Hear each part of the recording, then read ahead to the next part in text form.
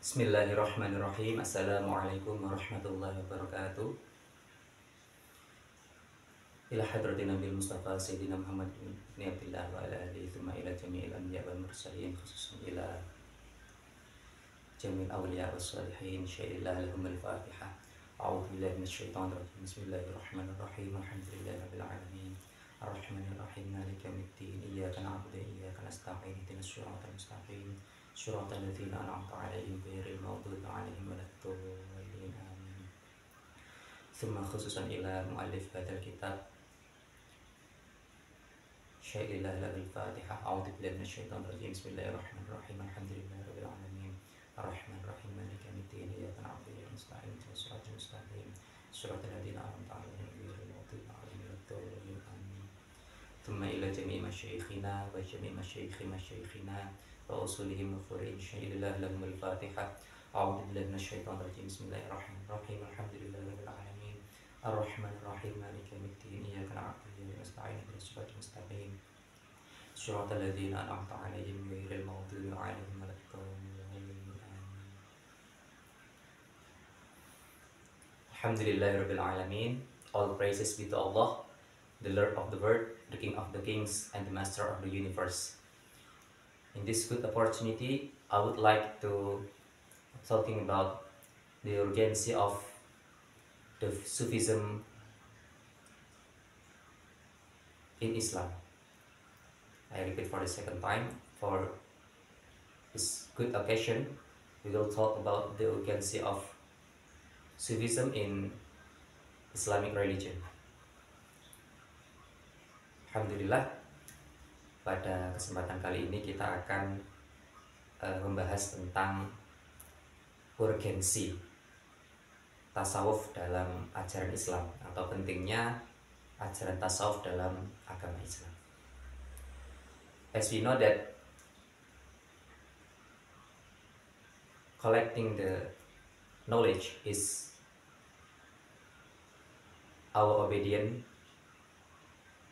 for us, and we as a servant of our God, we have to obey all of his command. So one of them is collecting the knowledge. Sebagaimana kita ketahui bahwa menuntut ilmu itu adalah kewajiban kita sebagai seorang yang merupakan hamba Allah atau merupakan abdi atau pelayan dari Allah. So for the first time, we have to say thank to Allah, the Lord of the worlds, the King of the kings, and the Master of the universe. Peace and salutation be upon to our Prophet Muhammad sallallahu alaihi wasallam, that guide us from the darkness to the lightness and from the bad character to the good character. Maka di awal kita mulai pembahasan kita pada kali ini dengan mengucapkan puji syukur kehadirat Allah Subhanahu wa taala yang merupakan Tuhan dari seluruh alam semesta, raja dari segala raja, dan tak lupa juga sholawat dan salam kita haturkan pada junjungan kita baginda Nabi Muhammad SAW, yang mana telah membawa kita dari zaman kegelapan menuju zaman yang terang benderang.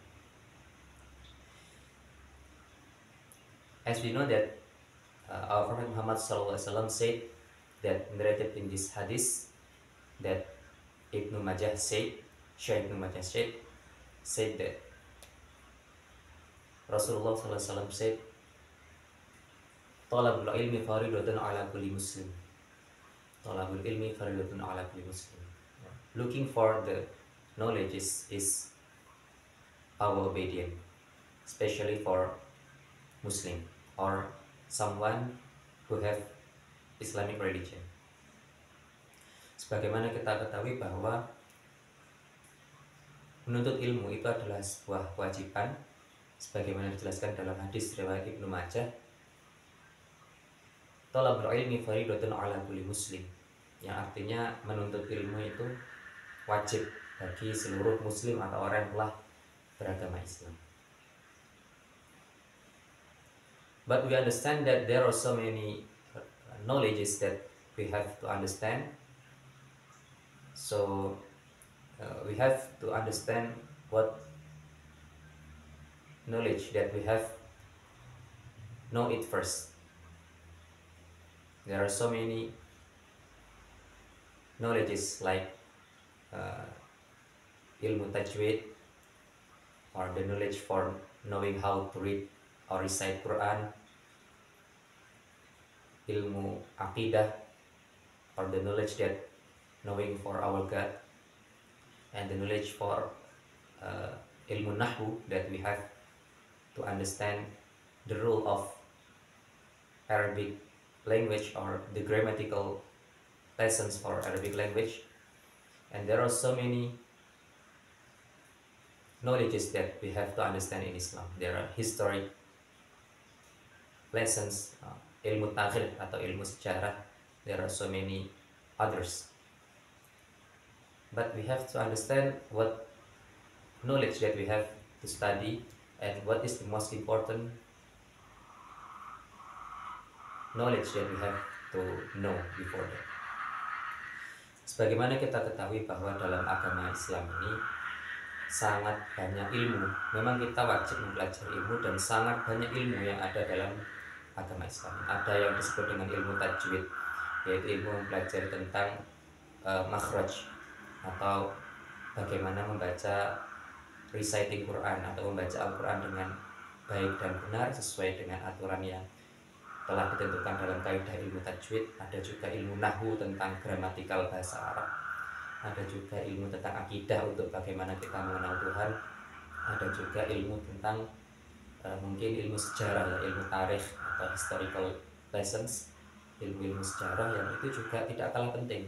Sangat banyak ilmu dalam agama Islam ini, dan kita mungkin juga perlu tahu mana ilmu-ilmu yang harus didahulukan, mana ilmu yang boleh tidak didahulukan atau boleh dijadikan ilmu tambahan, tidak menjadi ilmu yang utama untuk dipelajari. And for the scholars of Muslims, there are so many arguments that say that one knowledge is more important than the others, and we can say, for example, in Nahwu, for Arabic grammatical, Sheikh Imriti said that in his book that this is the reason of, or the conclusion of the Jurumiyah book.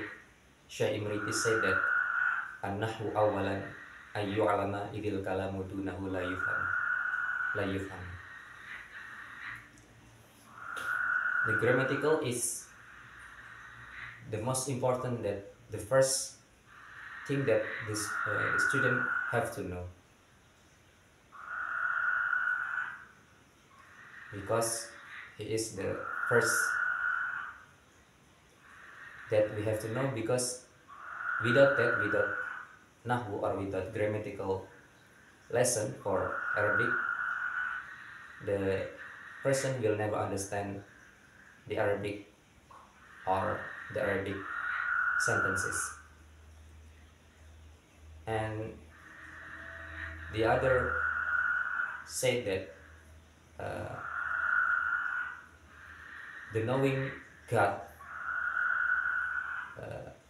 to know the God, or we say in Islam ilmu akidah, or to understanding the God in akidah, ilmu akidah is the most important. Like we know that in kitab Aqidatul Awam, in Aqidatul Awam book, said that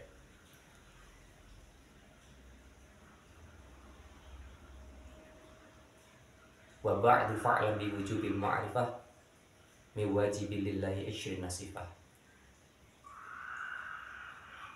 that the obligation for the Muslim to understand his God that has 20 20 characters, and this is the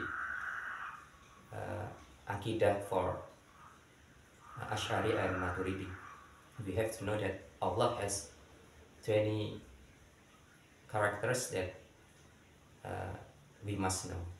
Actually, more than that, but we have to know at least 20 characters of our God. One scholar said like that, and the other said that one knowledge is more important. For example, ilmu tajwid. Why? Because ilmu tajwid is the knowledge to know how to recite Quran.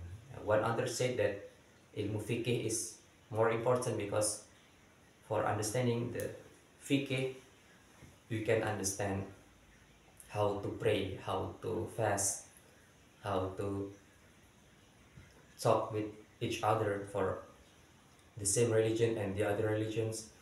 And there are so many arguments. There are some scholars says that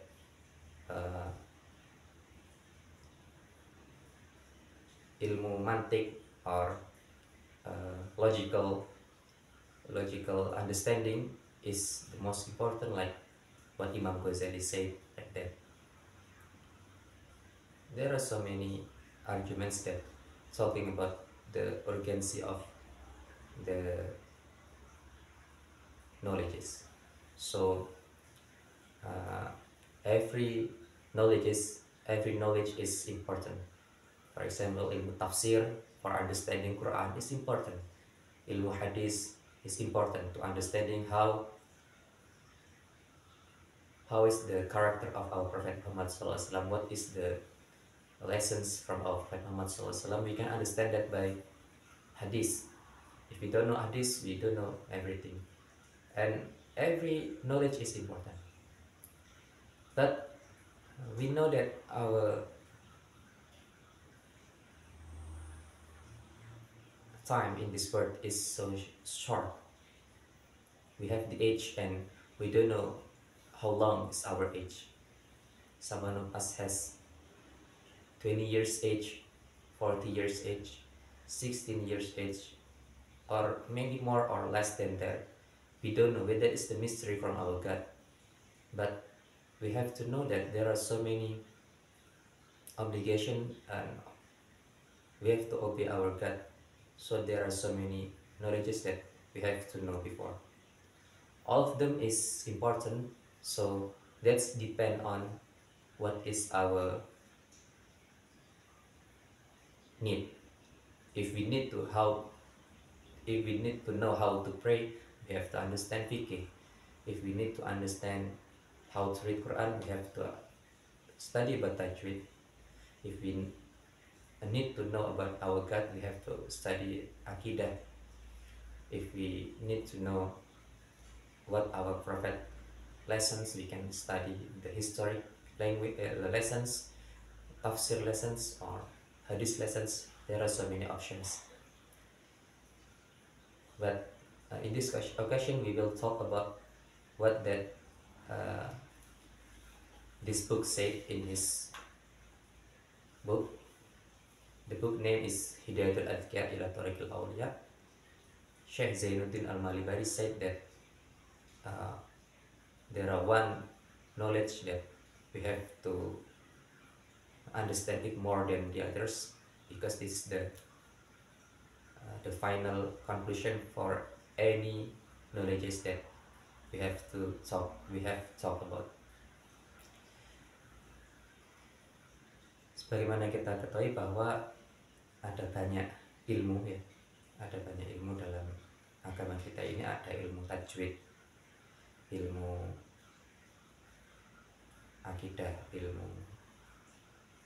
ilmu yang lain, ilmu tafsir, ilmu hadis, dan semua orang mungkin bingung mana ilmu yang harus didahulukan. Dan para ulama pun memang memiliki berbagai ragam pendapat yang berbeda-beda terkait ilmu tersebut. Ada yang berpendapat ilmu ini lebih penting, ada yang berpendapat ilmu itu lebih penting, Ala kulli hal, sebenarnya semua ilmu itu penting dan itu tergantung pada kebutuhan masing-masing orang.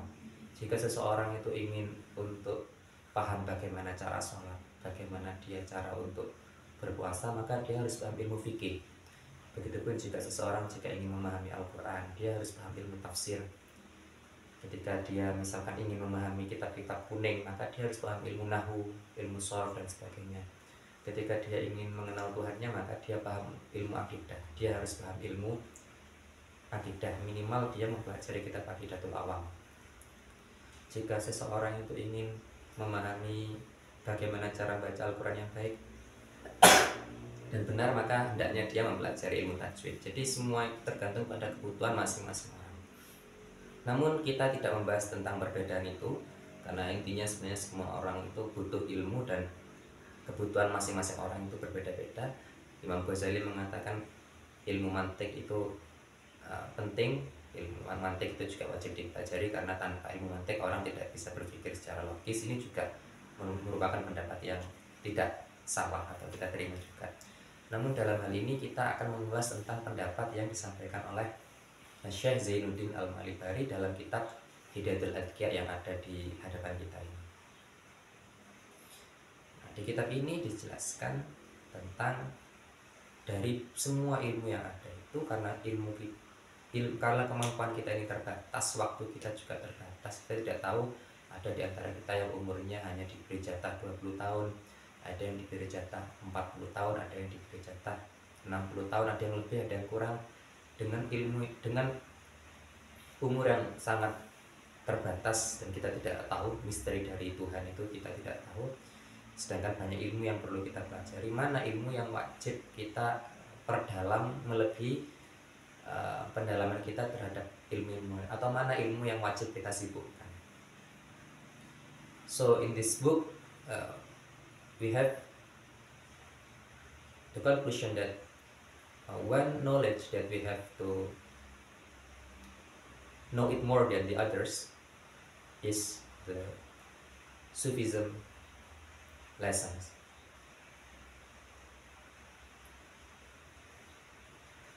We can agree with this argument, or we don't agree, it's not problem. But one day Syekh Zainuddin Al-Malibari, the writer of this book Hidayatul Adhkiya ila Thariqil Arsyad, he even has dream, because he didn't know what lessons and what knowledge that he have to understand it more than the others. We have to busy with that. What lesson that he have to busy with that. So in his dream, he saw that the Sufism, or the manners, the lesson about manners, is the peak of the knowledge for any knowledge. Like a river, the top part, the peak place for the water is the water source, and the others is the branches for the river. Like a tree, the river has the branches under the top place there. So the Sufism lessons is in the peak, and the others is under there. So everyone who wants to understand the other lessons, if he begin from Sufism lessons, he will be easy to understand them. But if we start from the other knowledge to go to the other knowledge, or the Sufism lessons, it will be more difficult. He has the dream like that, and he began to write this book. That's the story of this book. Jadi dikisahkan bahwa menurut Syekh Zainuddin Al-Malibari dalam kitab Hidayatul Adhkiya ini, kita boleh setuju, boleh tidak setuju dengan pendapat ini. Ala kulli hal, beliau mendapatkan isyarah pada suatu hari ketika beliau itu bingung ingin menyibukkan diri dalam ilmu tafsir atau ilmu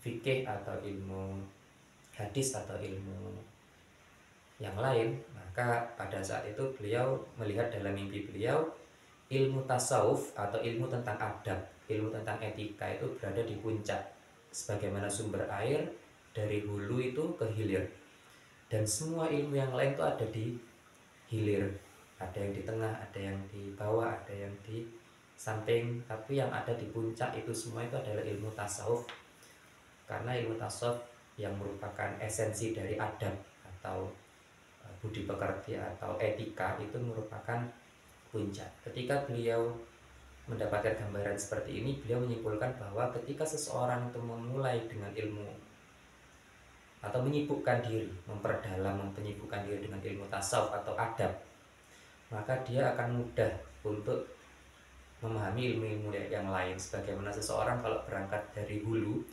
jika ingin ke hilir, maka hilir sebelah manapun akan mudah dicapai. Tapi seseorang itu jika berangkat dari ilmu lain, itu sebagaimana orang yang dari hilir ke hilir yang lain atau hilir ke hulu. Untuk memahami ilmu tasawuf melalui pendekatan ilmu-ilmu yang lain itu hampir dikatakan lebih sulit. Tapi kalau seorang itu memahami dari ilmu tasawuf dulu, memperdalam atau menyibukkan diri dengan ilmu tasawuf, menurut beliau insya Allah ilmu yang lain akan mudah dipahami jika berawal dari ilmu tasawuf atau adab. Memperbaiki adab, maka ilmu-ilmu yang lain akan terpapar. And there are so many people that understand and know that the Sufism is something that we must not study, or we have to study it carefully, because there are so many new things, and we say that in Arabic words, we say that bid'ah. So some people also say that tasawuf or Sufism is the lesson for the old people. Everything of this is not same with what we have understand from this book Hidayatul Adhkar, because we get the information from our teacher, our lecturer, Sheikh Yusri in Cairo, in Egypt, said that our religion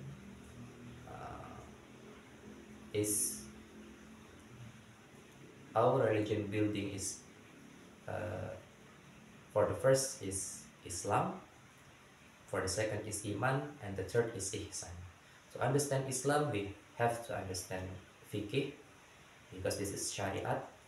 To understand Iman, we have to understand ilmu akidah, and this is the way how to be close with our God. So this is we say Tariqah, and the last is Ihsan. This is we have to understand Ihsan with Sufism or with tasawuf, ilmu tasawuf, because this is the manner, because this talking about manner, and if we have a good manner, we will be understand about Ihsan, we will understand about the other lessons of our religion. Jadi Syekh Zainuddin Al-Manibari ini memberikan argumen tentang pentingnya ilmu tasawuf. Sedangkan ilmu tasawuf ini sebagian orang menganggap adalah perkara yang baru atau bid'ah. Ada juga yang berpendapat ilmu tasawuf ini adalah ilmu tua, jadi ilmu yang harus dipelajari dengan syarat-syarat dan hal-hal yang sangat-sangat ketat, seakan-akan hampir tidak mungkin bisa dipelajari oleh siapapun, dan biasanya yang bisa mempelajari hanyalah orang-orang yang sudah tua. Nah, pendapat-pendapat ini sebenarnya kurang tepat, sebagaimana kita dapatkan kesimpulannya dari kitab Hidayatul Adhkar ini, dan sebagaimana yang telah dijelaskan oleh salah satu guru kita, Syekh Yusri dari Mesir, bahwa beliau itu menjelaskan bahwa sebenarnya fondasi landasan agama kita ini ada Islam, iman dan ihsan. Islam ini adalah syariat atau aturan agama yang perlu kita pahami melalui ilmu fikih, sedangkan iman ini merupakan jalan menuju dekatnya dengan Allah dan Rasulnya, yaitu jalan cinta. Iman itu adalah cinta. Dan siapa tidak punya iman maka tidak punya cinta, maka tidak punya iman. Jadi cinta ini merupakan thariqah atau jalan yang mana ilmunya adalah ilmu akidah tentunya. Untuk mengenal keimanan ini ilmu akidah. Sedangkan yang ketiga itu adalah ilmu adalah fondasi yang berupa bangunan yang berupa ihsan. Ihsan ini adalah salah satu fondasi ajaran agama yang kalau kita ingin memahaminya kita harus paham ilmu tasawuf. Nah, sedangkan ilmu tasawuf sendiri adalah ilmu yang belajar tentang adab atau etika. Sangat masuk akal ketika kita memahami adab dengan baik, memahami ilmu tentang etika ini semaksimal mungkin, maka kita akan bisa memahami ilmu-ilmu yang lain. Jadi memang ini merupakan pendapat dari Syekh Zainuddin Al-Malibari dalam kitab beliau Hidayatul Adhiya. Ulama lain juga punya pendapat bahwa ilmu ini penting, ilmu itu penting. Dan kesimpulan yang bisa kita dapatkan dalam pembahasan pada kali ini adalah bahwa menuntut ilmu itu penting. Yang pertama, looking for the knowledge is important for us. That's the first conclusion that we have to understand for this occasion.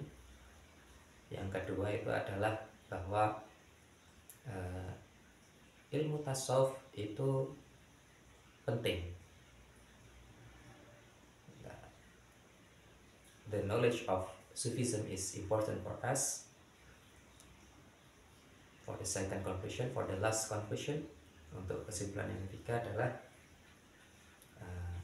dengan memahami ilmu tasawuf atau dengan memahami adab atau ilmu tentang etika dengan baik, maka ilmu-ilmu yang lain akan mudah kita pahami.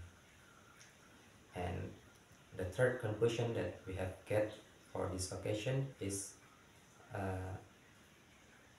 why we have to understand tasawuf or Sufism, because the essence of tasawuf or Sufism is the manner or the attitude. So that's the logical understanding that we have to correct our manner, correct our attitudes, and if we correct our attitude, if we correct our manner, inshallah we will understand every knowledge, we have understand every lessons for this religion. And the next video, inshallah, we will talk about the sorts of Sufism, the sorts of Tasawuf, and that's we can understand that by reading this book completely, because the sorts of these lessons, like we have know that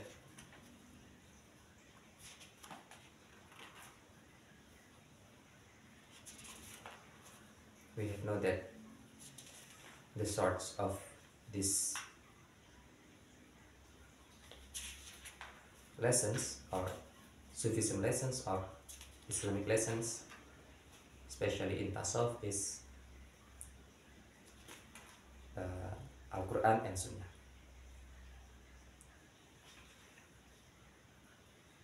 That's the point.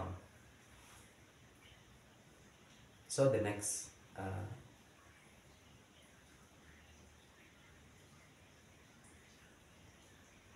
theme that we have to talk about is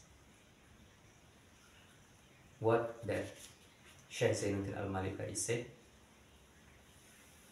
in his book Hidayatul Adhiya ila Tariqil Awliya, in the page 25. Inna tasawwufa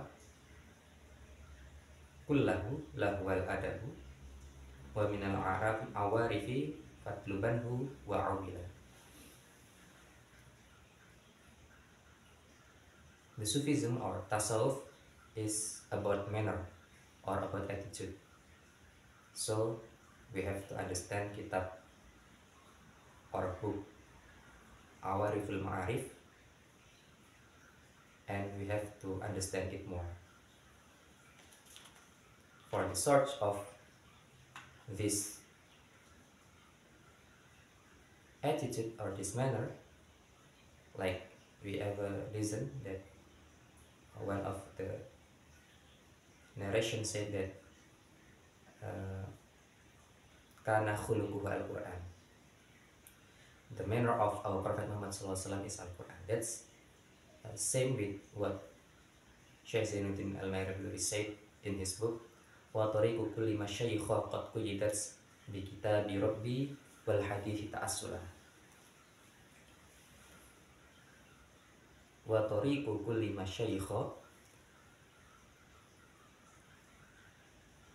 lan dalane saben-saben pira-pira wong sepuh iku qad quyidat sampun di talekaken bikida birobbi kelawan kitab pangeran kita, wal hadis ta'assulalan hadis sebagai sumbernya. The way of our masyayikh or our scholars qad quyidat is connected bi kitab rabbi with the books or the holy books or Al-Quran wal hadis ta'assula, and hadis ta'assula as a source. Jadi pembahasan penting selanjutnya yang perlu kita mungkin tuntaskan dalam pembahasan kali ini adalah bahwa tasawuf itu bukan bid'ah. Jadi tasawuf itu bagian dari agama kita, dan itu hanya istilah saja bahwa bagaimana menjalankan ajaran ihsan itu secara maksimal, maka menggunakan ilmu tasawuf.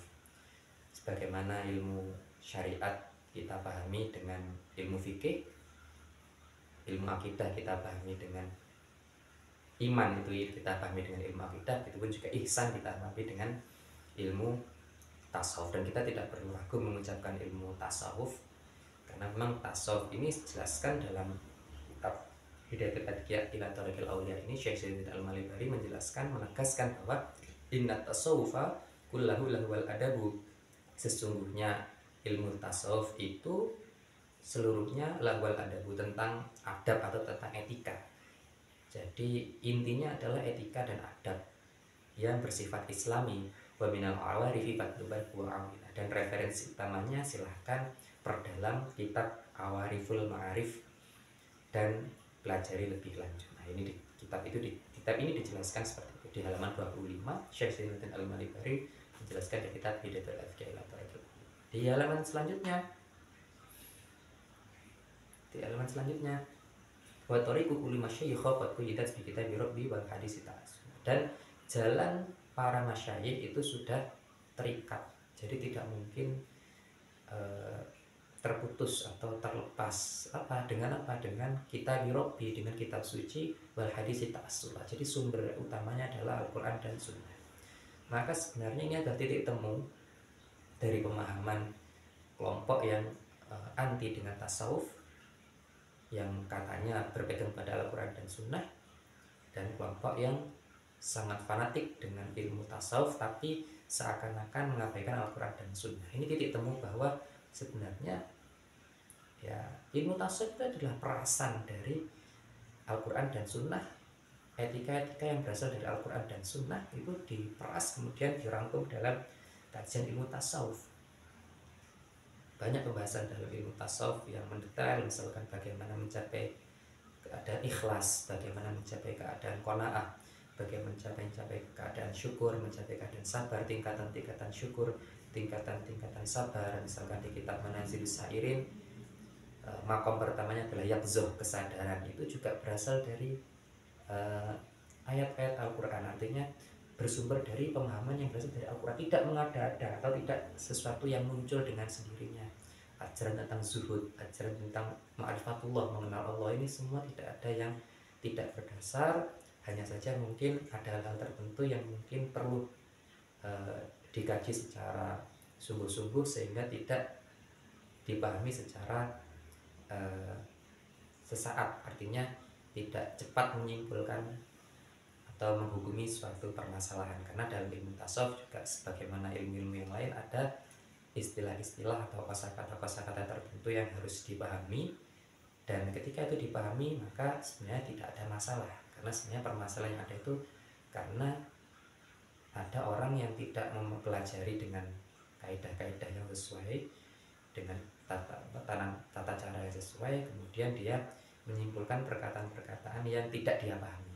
Sebagaimana dalam ilmu kedokteran ada istilah-istilah medis yang hanya dipahami oleh para dokter dan hanya orang-orang yang sudah mempelajari itu yang layak membahas. Begitupun juga dengan ilmu-ilmu dalam setiap fun atau dalam setiap materi pembelajaran. Ilmu fikih punya istilah-istilah sendiri, ilmu tajwid punya istilah-istilah sendiri, ilmu mantik punya istilah-istilah sendiri, ilmu hadis, ilmu tafsir memiliki istilah-istilah sendiri dalam cabang keilmuan mereka. Begitupun dalam ilmu tasawuf ada istilah-istilah yang hanya dipahami oleh orang-orang yang benar-benar mengkaji itu secara sungguh-sungguh. Maka dari itu ya, semoga Allah memberikan kita kemudahan untuk mencapai maqam ihsan, karena maqam ihsan ini hanya bisa dicapai dengan ilmu tasawuf, dan ilmu tasawuf ini hanya akan bisa dipahami jika kita mempelajarinya dengan cara yang benar.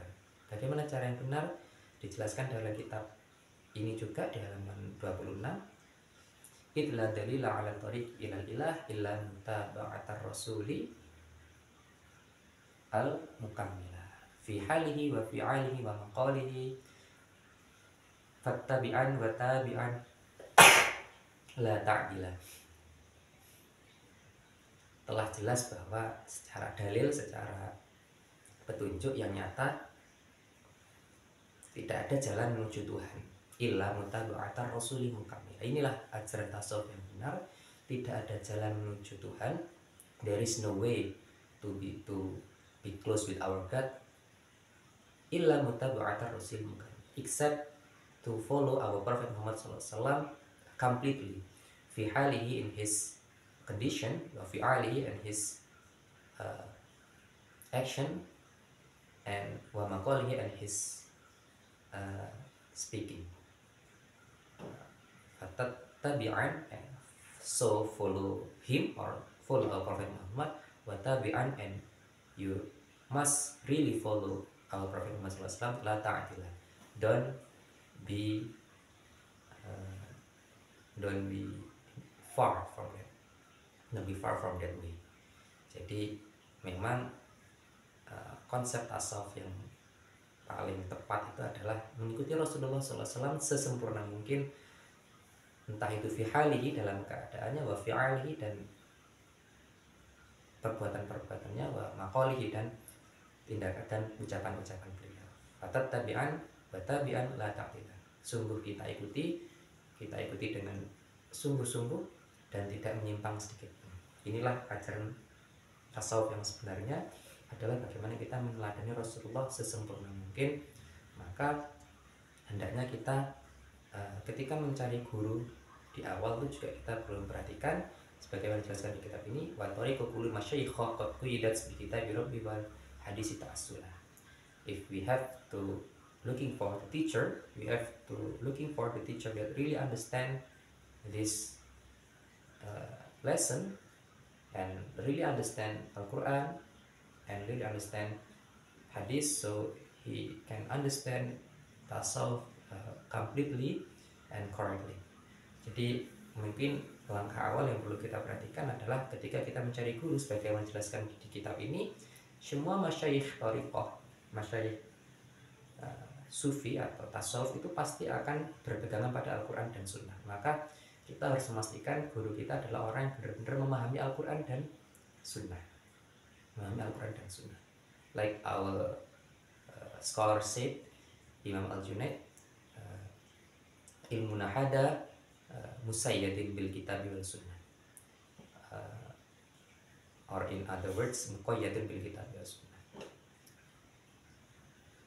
sebagaimana yang dijelaskan oleh Imam Al-Junaid, imam kita dalam Ahlus Sunnah wal Jamaah, dalam ilmu tasawuf menjelaskan ilmu kita ini atau ilmu tasawuf ini adalah ilmu yang sangat-sangat bergantung pada Al-Quran dan Sunnah. Artinya ketika kita menemukan seseorang yang mengaku mengajarkan tasawuf, mengajarkan sufisme atau ajaran-ajaran tasawuf, tapi dia kemudian sangat-sangat bertentangan dengan apa yang diajarkan dalam Al-Quran dan Sunnah, maka ajaran tersebut tertolak.